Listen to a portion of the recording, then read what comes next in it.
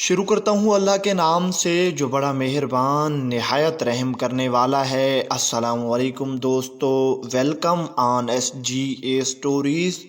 دوستو، تذکرۃ الاولیاء میں آج ہم جس ولی اللہ کا تذکرہ کریں گے، آپ کا نام خواجہ حسن بصری رحمۃ اللہ علیہ ہے۔ تعارف: آپ بعمل عالم بھی تھے اور زاہد و متقی بھی، سنت نبوی پر سختی سے عمل کرتے اور ہمیشہ خداوند تعالیٰ سے ڈرتے رہتے تھے۔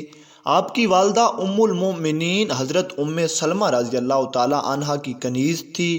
بچپن میں جب آپ کی والدہ کسی کام میں مصروف ہوتی اور آپ رونے لگتے تو ام المؤمنین آپ کو گود میں اٹھا کر اپنے پستان مبارک منہ میں دے دیتی اور وہ پورے شوق میں آپ کے پستان مبارک سے دودھ بھی نکلنے لگتا۔ اندازہ لگائیے، جس نے ام المؤمنین کا دودھ پیا ہو اس کے مراتب کو کون انکار کر سکتا ہے۔ بچپن میں سعادت: بچپن میں آپ نے ایک دن حضور اکرم صلی اللہ علیہ وآلہ وسلم کے پیالہ کا پانی پی لیا۔ جب حضور نبی کریم صلی اللہ علیہ وآلہ وسلم نے دریافت کیا کہ میرے پیالے کا پانی کس نے پیا ہے، تو حضرت سلمہ رضی اللہ تعالی عنہا نے کہا کہ حسن نے۔ یہ سن کر حضور نبی کریم صلی اللہ علیہ وآلہ وسلم نے فرمایا، جس قدر میرے پیالے سے اس نے پیا ہے اسی قدر میرا علم اس میں اثر کر گیا ہے۔ حضور صلی اللہ علیہ وآلہ وسلم کی دعا: ایک دن حضور اکرم صلی اللہ علیہ وآلہ وسلم حضرت سلمہ کے مکان پر تشریف لائے تو انہوں نے حسن بصری کو آپ کی آغوش مبارک میں ڈال دیا۔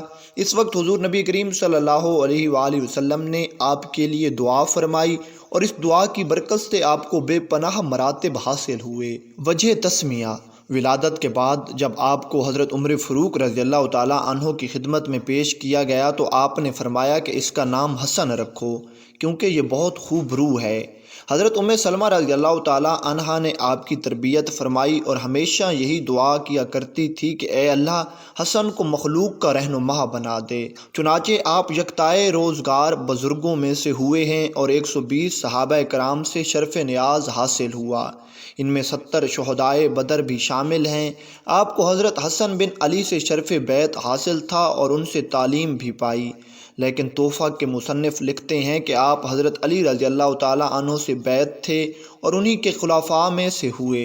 ابتدائی دور میں آپ جواہرات کی تجارت کرتے تھے، جس کی وجہ سے آپ کا نام حسن موتی بیچنے والا پڑ گیا۔ ایک مرتبہ تجارت کی نیت سے روم گئے اور جب وہاں کے وزیر کے پاس بغرض ملاقات پہنچے تو وہ کہیں جانے کی تیاری کر رہا تھا۔ اس نے پوچھا کہ کیا آپ میرے ساتھ چلیں گے؟ حضرت حسن بصری رحمۃ اللہ علیہ نے فرمایا جی ہاں۔ چنانچہ دونوں گھوڑوں پر سوار ہو کر جنگل میں جا پہنچے۔ وہاں آپ نے دیکھا کہ رومی ریشم کا بہت ہی شاندار خیمہ نصب ہے اور اس کے چاروں طرف مسلح فوجی طواف کر کے واپس جا رہے ہیں۔ پھر علماء اور باحشمت لوگ وہاں پہنچے اور خیمہ کے قریب کچھ کہہ کر رخصت ہو گئے۔ پھر حکماء، میر، منشی وغیرہ پہنچے اور کچھ کہہ کر چل دیے۔ پھر خوبرو کنیزیں زر و جواہر کے تھال سر پر رکھے ہوئے آئیں اور وہ بھی اسی طرح کچھ کہہ کر چلی گئیں۔ پھر بادشاہ اور وزیر بھی کچھ کہہ کر واپس ہو گئے۔ آپ نے حیرت زدہ ہو کر جب وزیر سے تمام واقعہ معلوم کیا تو اس نے بتایا کہ بادشاہ کا ایک خوبصورت بہادر جوان بیٹا مر گیا تھا اور وہی اس خیمے میں دفن ہے۔ چنانچہ آج کی طرح ہر سال یہاں تمام لوگ آتے ہیں۔ سب سے پہلے فوج آ کر کہتی ہے، اگر جنگ کے ذریعے تیری موت ٹل سکتی تو ہم جنگ کر کے تجھے بچا لیتے، مگر اللہ تعالیٰ سے جنگ کرنا ناممکن ہے۔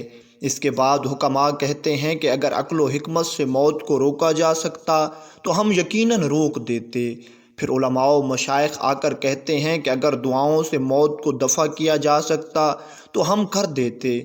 پھر حسین کنیزیں آ کر کہتی ہیں کہ اگر حسن و جمال سے موت کو ٹالا جا سکتا تو ہم ٹال دیتی۔ پھر بادشاہ وزیر کے ساتھ آ کر کہتا ہے، اے میرے بیٹے، ہم نے حکماء و اتباع کے ذریعے بہت کوشش کی لیکن تقدیر الہی کو کون مٹا سکتا ہے، اور اب آئندہ سال تک تجھ پر ہمارا سلام ہو، یہ کہہ کر واپس ہو جاتا ہے۔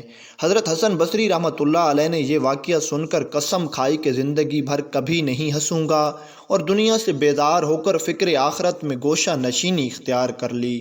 مشہور ہے کہ 70 سال تک آپ ہمہ وقت باوضو رہے اور اپنے ہم عصر بزرگوں میں ممتاز ہوئے۔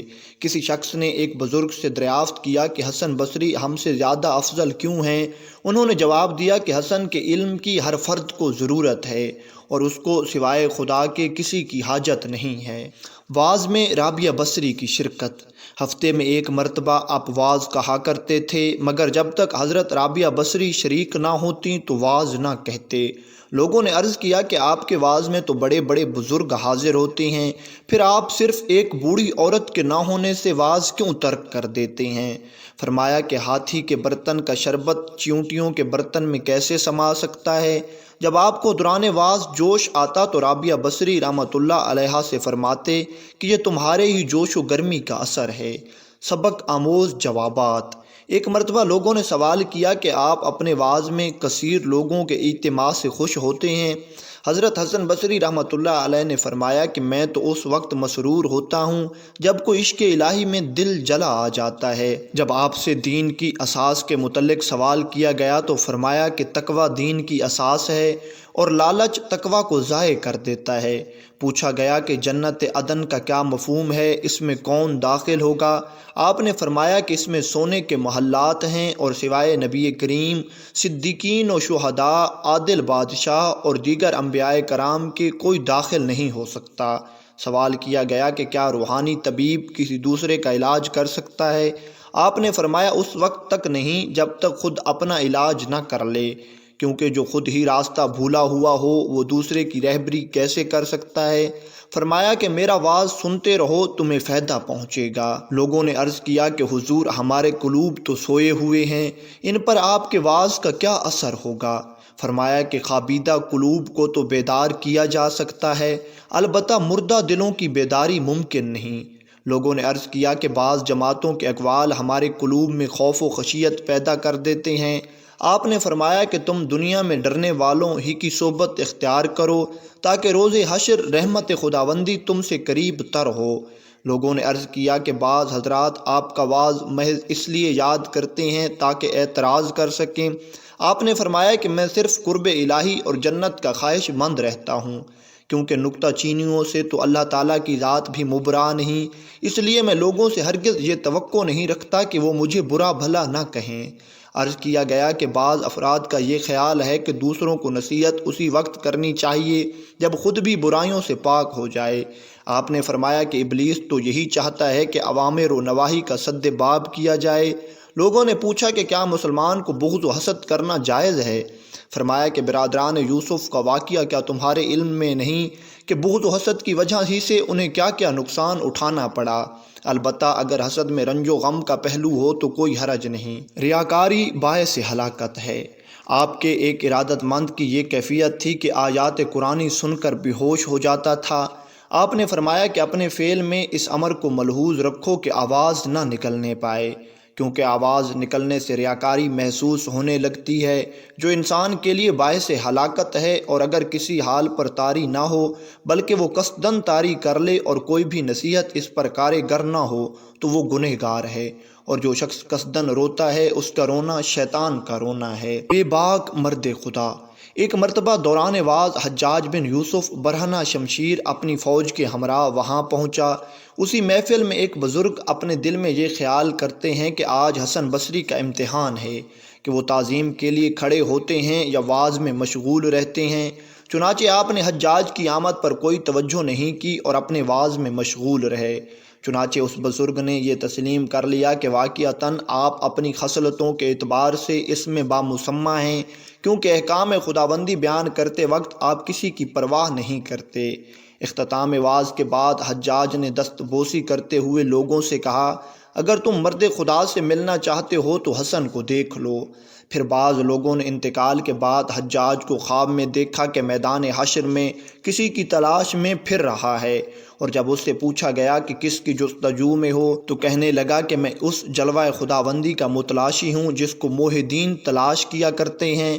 لوگ کہتے ہیں کہ وقت مرگ حجاج کی زبان پر کلمات یہ تھے: اللہ تو غفار ہے اور تجھ سے برتر کوئی دوسرا نہیں، لہٰذا اپنی غفاری ایک کم حوصلہ مشت خاک پر بھی ظاہر کر کے اپنے فضل سے میری مغفرت فرما دے، کیونکہ پورا عالم یہی کہتا ہے کہ اس کی بخشش ہرگز نہیں ہو سکتی اور یہ عذاب میں گرفتار رہے گا۔ لیکن اگر تو نے مجھے بخش دیا تو سب کو معلوم ہو جائے گا کہ یقیناً تیری شان فعال لما یرید، اللہ تعالیٰ جس کا ارادہ کرتے ہیں وہ کرتے ہیں۔ جب حسن بصری نے یہ واقعہ سنا تو فرمایا کہ یہ بد خصلت حصول آخرت بھی اپنی مرضی سے کرنا چاہتا ہے۔ مبلغ کی عظمت۔ حضرت علی رضی اللہ تعالیٰ عنہ جب وارد بصرہ ہوئے تو واعظین کو واعظ گوئی سے منع کرتے ہوئے فرمایا کہ تمام ممبروں کو توڑ کر پھینک دو۔ لیکن جب حضرت حسن بصری رحمۃ اللہ علیہ کی مجلس واعظ میں پہنچے تو ان سے پوچھا کہ تم عالم ہو یا طالب علم؟ آپ نے جواب دیا کہ میں تو کچھ بھی نہیں ہوں، البتہ جو کچھ احادیث نبوی سے سنا ہے وہ لوگوں تک پہنچا دیتا ہوں۔ یہ سن کر حضرت علی رضی اللہ تعالیٰ عنہ نے فرمایا کہ آپ کو واعظ گوئی کی اجازت ہے۔ اور جب حسن بصری رحمۃ اللہ علیہ کو یہ علم ہوا کہ وہ حضرت علی تھے تو ان کی جستجو میں نکل کھڑے ہوئے، اور ایک جگہ جب ان سے ملاقات ہو گئی تو عرض کیا مجھے وضو کا طریقہ سکھا دیجئے۔ چنانچہ ایک تشت میں پانی منگوا کر حضرت علی رضی اللہ تعالیٰ عنہ نے آپ کو وضو کا طریقہ سکھایا، اور اسی وجہ سے اس مقام کا نام بالتشت پڑ گیا۔ قول ہے کہ کسی شخص نے جب آپ سے گریوزاری کا سبب دریافت کیا تو آپ نے فرمایا کہ میں نے نبی کریم صلی اللہ علیہ وآلہ وسلم سے سنا ہے کہ روز محشر ایک صاحب ایمان اپنی گناہگاری کی وجہ سے برسوں جہنم میں پڑا رہے گا۔ آپ نے فرمایا کہ کاش اس کے بدلے میں مجھے پھینک دیا جائے اور وہ محفوظ رہ جائے، کیونکہ مجھے اپنے متعلق یہ توقع نہیں ہے کہ 1000 سال تک بھی چھٹکارا حاصل کر سکوں۔ ایک روایت: ایک سال بصرہ میں ایسا شدید قحط پڑا کہ 2 لاکھ افراد نماز استسقاء کے لیے بیرون شہر پہنچ گئے، اور ایک ممبر پر حسن بصری کو اٹھا کر اوپر کیا اور اللہ تعالیٰ سے دعا کرنے لگے، لیکن آپ نے فرمایا کہ اگر تم بارش کی خواہش مند ہو تو مجھ کو شہر بدر کر دو۔ اور اس وقت آپ کے روئے مبارک سے خشیت کے آثار ہویدہ تھے، کیونکہ آپ ہمیشہ مصروف گریہ رہتے اور کسی نے کبھی آپ کے ہونٹوں پر مسکراہٹ نہیں دیکھی تھی۔ خوف آخرت۔ ایک مرتبہ آپ پوری رات مصروف گریہ رہے، اور جب لوگوں نے پوچھا کہ آپ کا شمار تو صاحب تقویٰ لوگوں میں ہوتا ہے، پھر آپ اس قدر گریہ زاری کیوں کرتے ہیں؟ آپ نے فرمایا کہ میں تو اس دن کے لیے روتا ہوں جس دن مجھ سے کوئی ایسی خطا ہو گئی کہ اللہ تعالیٰ باز پرس کر کے یہ فرما دے: اے حسن، ہماری بارگاہ میں تمہاری کوئی وقت نہیں اور ہم تمہاری پوری عبادت کو رد کرتے ہیں۔ ایک مرتبہ عبادت خانہ کی چھت پر اس طرح گریہ کناں تھے کہ سیلاب اشک سے پرنالہ بہہ پڑا، اور نیچے گزرتے ہوئے ایک شخص پر کچھ قطرے ٹپک گئے۔ چنانچہ اس نے آواز دے کر پوچھا کہ یہ پانی پاک ہے یا ناپاک؟ آپ نے جواب دیا کہ برادر اکرم، کپڑے کو پاک کر لینا، کیونکہ یہ ایک گنہگار کی آنکھوں کے آنسو ہیں۔ دنیا کا انجام۔ آپ کسی مردے کی تدفین کے لیے قبرستان تشریف لے گئے اور فراغت تدفین کے بعد قبر کے سرہانے کھڑے ہو کر اس قدر روئے کہ قبر کی خاک تک نم ہو گئی۔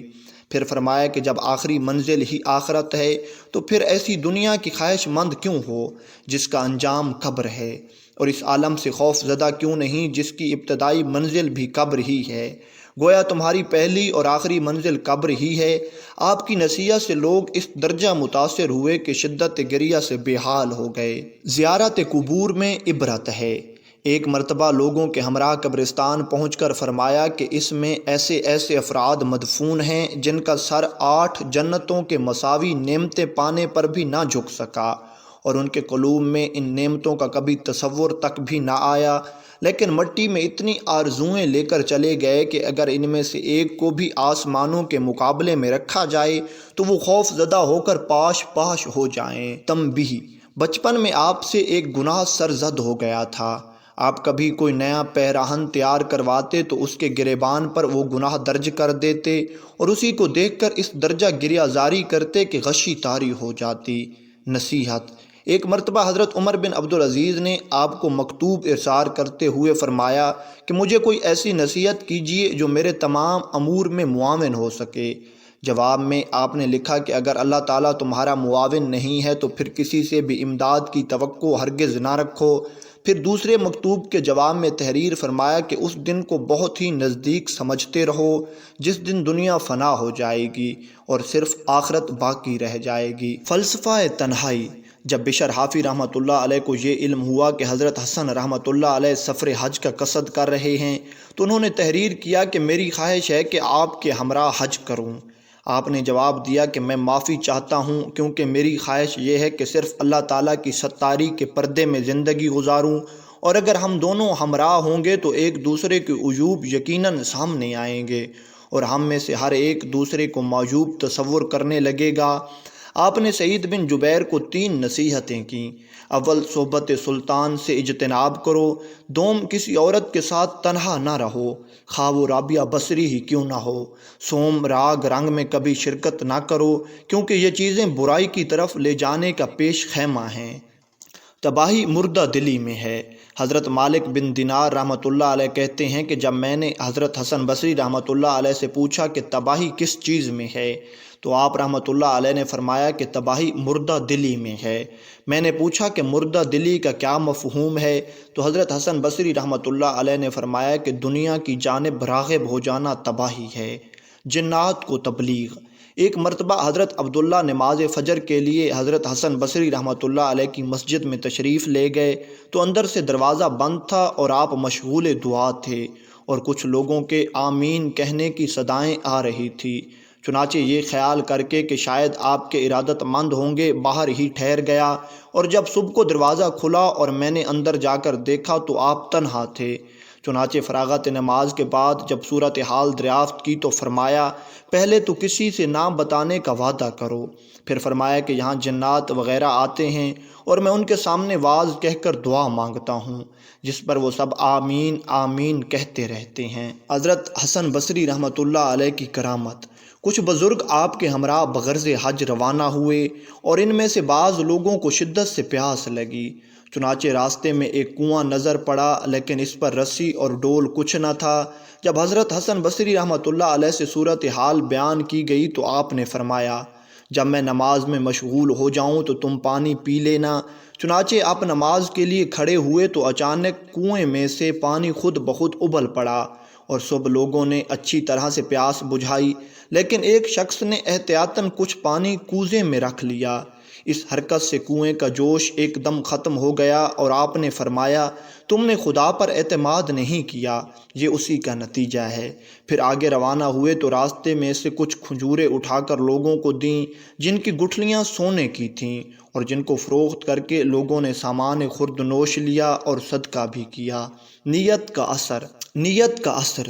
مشہور ہے کہ ابو عمرو قرآن کی تعلیم دیا کرتے تھے کہ ایک نوعمر حسین لڑکا تعلیم کے لیے پہنچا اور آپ نے اس کو بری نیت سے دیکھا جس کے نتیجے میں اسی وقت پورا قرآن بھول گئے اور گھبرائے ہوئے حضرت حسن بصری رحمۃ اللہ علیہ کی خدمت میں حاضر ہو کر پورا واقعہ من و عن بیان کر دیا۔ آپ نے حکم دیا کہ ایام حج ہیں، پہلے حج ادا کرو اور حج ادا کر کے مسجد خیف میں پہنچ جاؤ۔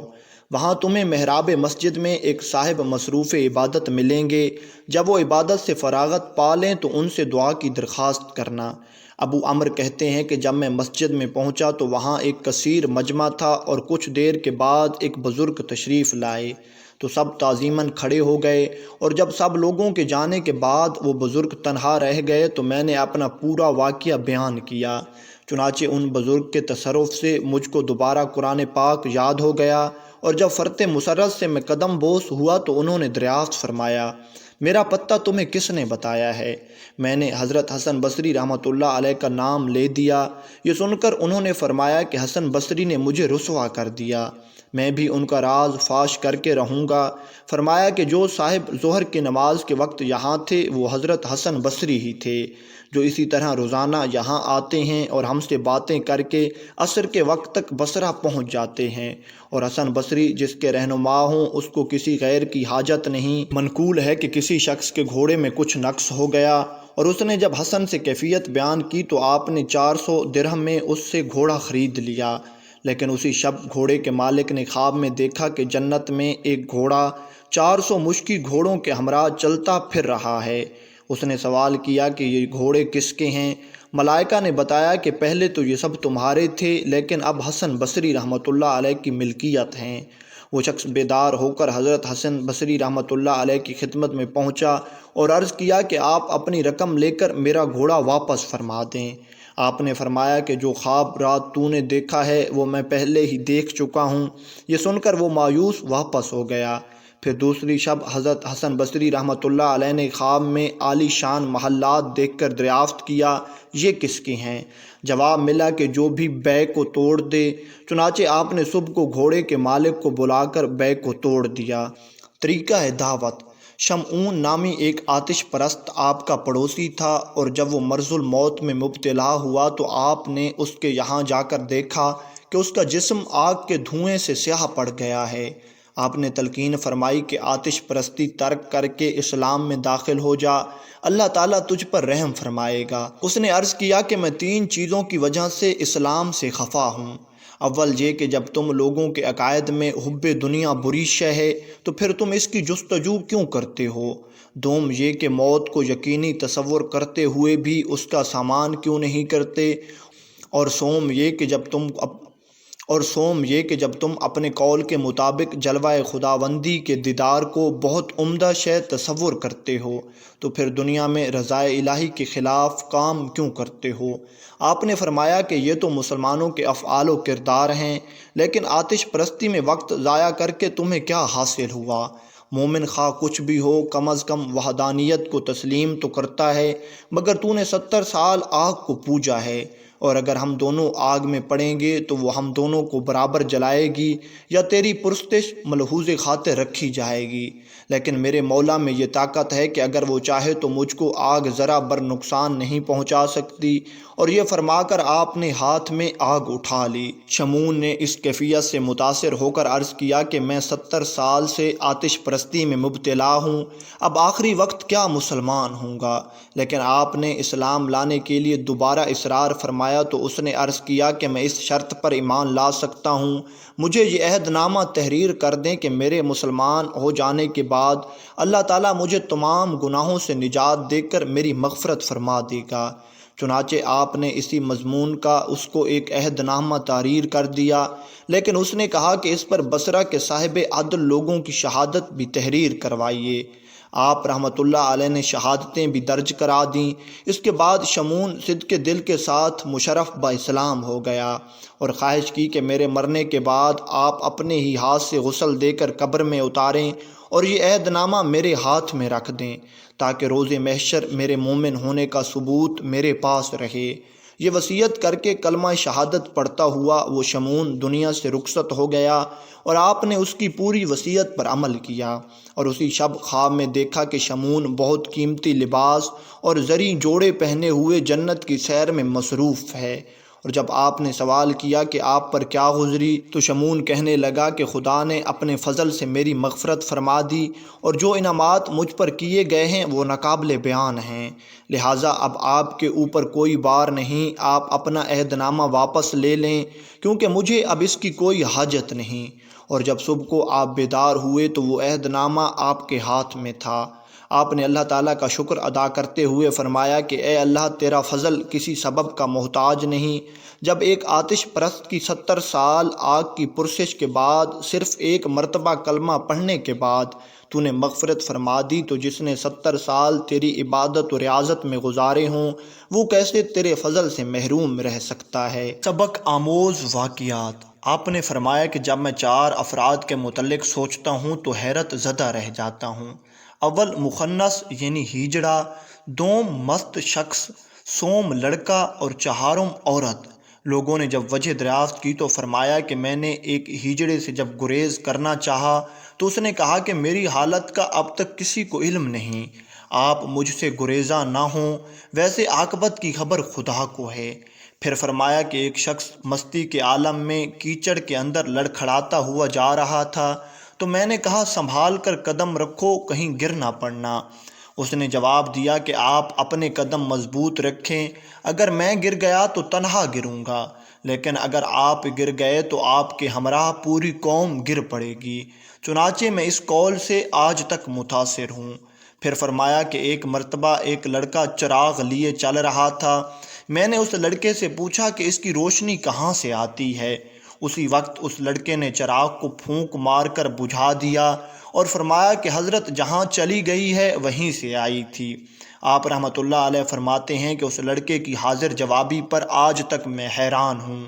پھر فرمایا کہ ایک مرتبہ ایک خوبصورت عورت منہ کھولے ہوئے ننگے سر غصہ کی حالت میں میرے پاس آئی اور اپنے شوہر کا شکوہ کرنے لگی۔ میں نے کہا کہ پہلے تم اپنے ہاتھوں سے منہ ڈھانپ لو، لیکن اس نے جواب دیا کہ شوہر کے عشق میں میری عقل کھو گئی، اور اگر آپ آگاہ نہ کرتے تو میں اسی طرح بازار چلی جاتی اور مجھے بالکل محسوس ہی نہ ہوتا۔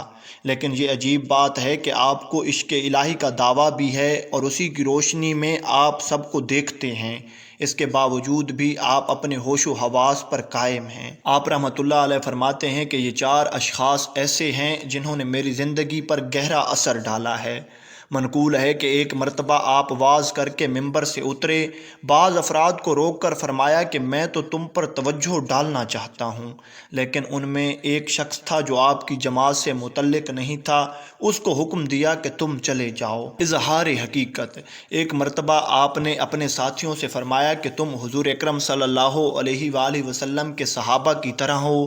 یہ سن کر سب لوگ بہت مسرور ہوئے، تو آپ نے فرمایا کہ میرا مقصد یہ ہرگز نہیں کہ تم اپنے کردار اور عادات میں ان جیسے ہو، بلکہ تمہارے اندر ان کی کچھ شباہت پائی جاتی ہیں، کیونکہ صحابہ کی تو یہ کیفیت تھی کہ تم ان کو دیکھ کر دیوانہ تصور کرنے لگتے، اور اگر وہ تمہاری حالت دیکھتے تو تمہیں ہرگز مسلمان نہ تصور کرتے۔ وہ تو برق رفتار گھوڑوں پر آگے چلے گئے اور ہم ایسے زخم خوردہ خچروں پر پیچھے رہ گئے جو زخمی کمر کی وجہ سے چلنے پر قادر نہیں۔ صبر کا مفہوم: کسی دہقانی نے جب آپ سے صبر کا مفہوم پوچھا تو فرمایا کہ صبر کی 2 قسمیں ہیں، اول آزمائش اور مصیبت پر صبر کرنا، دوم ان چیزوں سے اجتناب کرنا جن سے احتراز کرنے کا اللہ تعالیٰ نے حکم دیا ہے۔ اس آدمی نے عرض کیا کہ آپ تو بہت بڑے زاہد ہیں۔ آپ رحمۃ اللہ علیہ نے فرمایا کہ میرا زہد تو آخرت کی رغبت کی وجہ سے ہے اور صبر بے صبری کی وجہ سے۔ اس آدمی نے کہا کہ میں آپ کا مفہوم نہیں سمجھا۔ فرمایا کہ مصیبت یا اطاعت خداوندی پر میرا صبر کرنا صرف نار جہنم کے خوف کی وجہ سے ہے اور اسی کا نام جزا ہے، اور میرا تقویٰ محض رغبت آخرت میں اپنا حصہ طلب کرنے کی وجہ سے ہے، نہ کہ سلامتی جسم و جان کے لیے۔ اور صابر وہ ہے جو اپنے حصے پر راضی رہتے ہوئے آخرت کی طلب نہ کرے، بلکہ اس کا صبر صرف ذات الہی کے لیے ہو، کیونکہ اخلاص کی یہی علامت ہے۔ حضرت حسن بصری رحمۃ اللہ علیہ کے ارشادات: آپ رحمۃ اللہ علیہ نے فرمایا کہ انسان کے لیے ضروری ہے کہ وہ نافع علم، اکمل عمل، اخلاص و قناعت اور صبر جمیل حاصل کرتا رہے، اور جب یہ چیزیں حاصل ہو جائیں تو اس کے اخروی مراتب کا اندازہ نہیں کیا جا سکتا۔ فرمایا کہ بھیڑ بکریاں انسانوں سے زیادہ باخبر ہوتی ہیں، کیونکہ چرواہے کی ایک آواز پر چرنا چھوڑ دیتی ہیں، اور انسان اپنی خواہشات کی خاطر احکام الہی کی بھی پرواہ نہیں کرتا۔ اور پھر فرمایا کہ صحبت بد انسان کو نیک لوگوں سے دور کر دیتی ہے، اور فرمایا کہ اگر مجھے کوئی شراب نوشی کے لیے طلب کرے تو میں طلب دنیا سے وہاں جانے کو بہتر سمجھتا ہوں۔ پھر فرمایا کہ معرفت معامزت کو ترک کر دینے کا نام ہے، کیونکہ جنت محض عمل سے نہیں بلکہ خلوص نیت سے حاصل ہوتی ہے، اور جب اہل جنت کا مشاہدہ کریں گے تو 700 سال تک محویت کا عالم طاری رہے گا، کیونکہ جمال الہی کا مشاہدہ کر کے وحدت میں غرق ہو جائیں گے اور جلال الہی سے ہیبت طاری ہو جائے گی۔ فرمایا کہ فکر ایسا آئینہ ہے جس میں نیک و بد کا مشاہدہ کیا جا سکتا ہے۔ پھر فرمایا کہ جو قول مصلحت امیز نہ ہو اس میں شر پنہا ہوتا ہے، اور جو خاموشی خالی از فکر ہو اس کو لہو و لعب اور غفلت سے تعبیر کیا جاتا ہے۔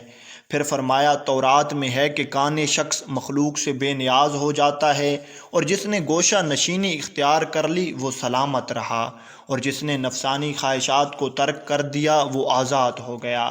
جس نے حسد سے اجتناب کیا اس نے محبت حاصل کر لی، اور جس نے صبر و سکون کے ساتھ زندگی گزاری وہ سر بلند ہو گیا۔ پھر فرمایا کہ تقویٰ کے 3 مدارج ہیں۔ اول، غیظ و غضب کے عالم میں سچی بات کہنا۔ دوم، ان اشیاء سے احتراز کرنا جن سے اللہ تعالیٰ نے اجتناب کا حکم دیا ہے۔ سوم، احکام الہی پر راضی برضا ہونا۔ اور قلیل تقویٰ بھی 1000 برس کے صوم و صلات سے افضل ہے، کیونکہ اعمال میں سب سے بہتر عمل فکر و تقویٰ ہے۔ پھر فرمایا کہ اگر میرے اندر نفاق نہ ہوتا تو میں دنیا کی ہر شے سے اجتناب کرتا، اور نفاق نام ہے ظاہر و باطن میں خلوص نیت کے نہ ہونے کا، کیونکہ جس قدر مومن گزر چکے ہیں ان میں ہر فرد کو اپنے اندر نفاق کا خطرہ رہتا ہے۔ اور مومن کی تعریف یہ ہے کہ حلیم ہو اور تنہائی میں عبادت کرتا ہو۔ پھر فرمایا کہ اگر میرے اندر نفاق نہ ہوتا تو میں دنیا کی ہر شے سے اجتناب کرتا، اور نفاق نام ہے ظاہر و باطن میں خلوص نیت کے نہ ہونے کا، کیونکہ جس قدر مومن گزر چکے ہیں ان میں ہر فرد کو اپنے اندر نفاق کا خطرہ رہتا ہے۔ اور مومن کی تعریف یہ ہے کہ حلیم ہو اور تنہائی میں عبادت کرتا رہے۔ فرمایا 3 افراد کی غیبت درست ہے۔ اول، لالچی کی، دوم، فاسق کی، سوم، بادشاہ ظالم کی۔ اور غیبت کا کفارہ اگرچہ صرف استغفار ہی ہے، لیکن جس کی غیبت کی ہے اس سے معافی بھی طلب کرنی چاہیے۔ پھر فرمایا کہ انسان کو ایسے مکان میں بھیجا گیا ہے جہاں کے تمام حلال و حرام کا محاسبہ کیا جائے گا۔ پھر فرمایا کہ ہر فرد دنیا سے 3 تمنائیں لیے ہوئے چلا جاتا ہے۔ اول، جمع کرنے کی حرص۔ دوم، جو کچھ کرنا چاہا وہ حاصل نہ ہو سکا۔ سوم، توشہ آخرت جمع نہ کر سکا۔ کسی نے عرض کیا فلاں شخص پر نزع طاری ہے، تو فرمایا جس وقت دنیا میں آیا اس وقت سے آج تک عالم نزع ہی ہے۔ پھر فرمایا کہ جو دنیا کو محبوب تصور نہیں کرتے نجات انہی کا حصہ ہے، اور اسیر دنیا خود کو ہلاکت میں ڈال لیتا ہے۔ اور جو نعمت دنیا پر نازاں نہیں ہوتے مغفرت انہی کا حصہ ہے، کیونکہ دانش مند وہی ہے جو دنیا کو خیر آباد کہہ کر فکر آخرت میں لگا رہے۔ اور خدا شناس لوگ دنیا کو اپنا دشمن تصور کرتے ہیں، جبکہ دنیا شناس خدا کو اپنا دشمن سمجھتے ہیں۔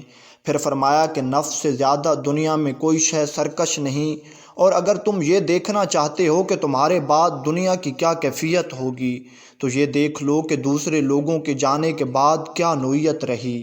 پھر فرمایا کس قدر تعجب کی بات ہے کہ محض دنیا کی محبت میں بتوں تک کو پوجا جاتا ہے۔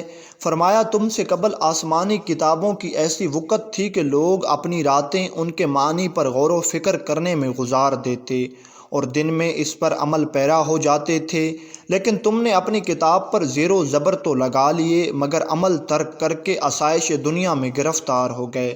پھر فرمایا کہ جو شخص سیم و زر سے محبت کرتا ہے خدا تعالیٰ اس کو رسوائی عطا کرتا ہے، اور جس کے پیرو بے وقوف لوگ ہوں اس کی قلبی حالت درست نہیں، اور جس چیز کی تم دوسروں کو نصیحت کرتے ہو پہلے خود اس پر عمل پیرا ہو جاؤ۔ فرمایا کہ جو شخص تم سے دوسرے کے عجوب بیان کرتا ہے وہ یقیناً دوسروں سے تمہاری برائی بھی کرتا ہوگا۔ پھر فرمایا کہ دینی بھائی ہمیں اپنے اہل و عیال سے بھی زیادہ عزیز ہیں، کیونکہ وہ دینی معاملات میں ہمارے معاون ہوتے ہیں۔ پھر فرمایا کہ دوستوں اور مہمانوں پر اخراجات کا حساب اللہ تعالیٰ نہیں لیتا، لیکن اپنی ذات پر جو کچھ خرچ کیا جائے گا اس کا حساب لیا جائے گا۔ کسی شخص نے جب آپ سے خشوع کا مفہوم پوچھا تو فرمایا انسان کے قلبی خوف کا نام خشوع ہے۔ کسی نے آپ سے عرض کیا کہ فلاں شخص 20 سال سے نہ تو عورت کے قریب گیا اور نہ کسی سے ملاقات کرتا ہے اور نماز باجماعت، چنانچہ جب آپ رحمۃ اللہ علیہ اس سے ملاقات کرنے کے لیے اس کے ہاں پہنچے تو اس نے معافی چاہتے ہوئے اپنی مشغولیت کا ذکر کیا۔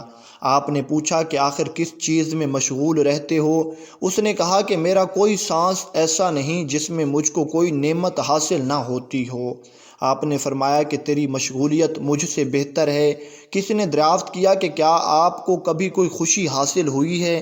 فرمایا کہ ایک مرتبہ میں اپنے عبادت خانہ کی چھت پر کھڑا تھا اور ہمسائے کی بیوی اپنے شوہر سے کہہ رہی تھی شادی کے بعد 50 سال میں نے صبر و سکون سے تیرے ساتھ نباہ کیا اور تجھ سے کوئی بھی چیز کبھی طلب نہیں کی جس کا تو محتمل نہ ہو سکتا ہو، نہ کبھی غربت کا شکوہ کیا، نہ کبھی تیری شکایت کی، مگر یہ سب کچھ محض اس لیے برداشت کیا کہ تو دوسری شادی نہ کر لے۔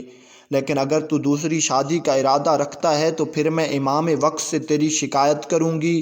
مجھے یہ بات سن کر بہت مسرت ہوئی، کیونکہ یہ قول قرآن کے قطعاً مطابق تھا، جیسا کہ اللہ تعالیٰ نے فرمایا ان اللہ لا یغفر ان یشرک بہ ویغفر ما دون ذلک لمن یشاء، یعنی بلا شبہ اللہ تعالیٰ ان کو نہیں بخشے گا جنہوں نے اس کے ساتھ کسی کو شریک کیا، اور ان کے علاوہ جس کو چاہے گا بخش دے گا۔ کسی نے جب آپ رحمۃ اللہ علیہ سے حال پوچھا تو آپ فرمانے لگے اس کا حال بھلا کیا پوچھتے ہو جو دریا میں ہو اور شکستہ کشتی کے تختے پر پانی میں تیر رہا ہو۔ اس نے کہا یہ تو بہت سنگین صورت حال ہے، بس میرا تو یہی حال ہے۔ حضرت حسن بصری رحمۃ اللہ علیہ نے فرمایا ایک مرتبہ آپ عید کے دن کسی ایسی جگہ سے گزرے جہاں لوگ ہنسی مذاق میں مشغول تھے۔ آپ نے فرمایا کہ میں حیرت کرتا ہوں ان لوگوں پر جو ہنسی مذاق میں مصروف ہو کر اپنے حال کو فراموش کر دیتے ہیں۔ کوئی شخص قبرستان میں بیٹھا کھانا کھا رہا تھا، اس کو دیکھ کر آپ نے فرمایا کہ یہ منافق ہے، کیونکہ جس کی نفسانی خواہش مردوں کے سامنے بھی حرکت کرتی ہے اس کو موت اور آخرت پر یقین نہیں ہوتا، اور جو ان دونوں پر یقین نہ کرے اس کو منافق کہتے ہیں۔